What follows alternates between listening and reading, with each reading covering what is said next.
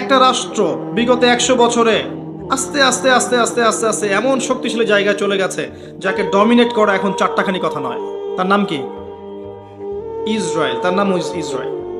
বিগত 70-80 বছরে সে যা করেছে, আরবদের কলিজার উপর বসেই তিনটা না চারটা যুদ্ধ ওদেরকে পরাজিত করে ওদের কলিজার উপর বসেই তেল নিয়ন্ত্রণ, পলিটিক্স নিয়ন্ত্রণ, ইকোনমি নিয়ন্ত্রণ, ভৌগোলিক সীমানা বাড়ানো, বসতি নির্মাণ করা, পররাষ্ট্রনীতি অ্যাপ্লাই করা, সামরিক ক্ষেত্রে উন্নতি করা, গোল্ড এবং সিলভার মজুত করা থেকে শুরু করে এমন কোনো ক্ষেত্র নাই যেটাতে সে এখন উন্নতির স্বর্ণ শিখরে নাই।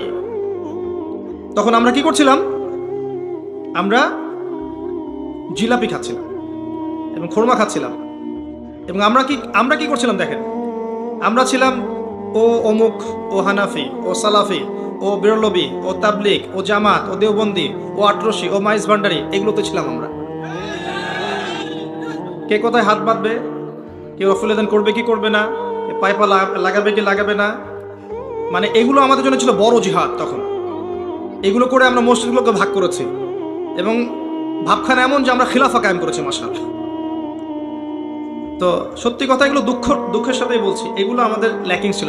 এমন নয় এর বাইরে ওলামায়ে কেরাম চেষ্টা করেনি, এমন নয়, কিন্তু তাদের শব্দগুলো বৃত্তের মধ্যে বন্দী ছিল, এগুলো কথা মানুষ শুনতোই না। বৃত্তে বন্দী ছিল, মানুষ শুনতো না, মূল্যায়ন করতো না। এবং তাদের সংখ্যা নিতান্তই কম যারা এগুলো নিয়ে ভেবেছেন, উম্মাকে সতর্ক করার চেষ্টা করেছেন।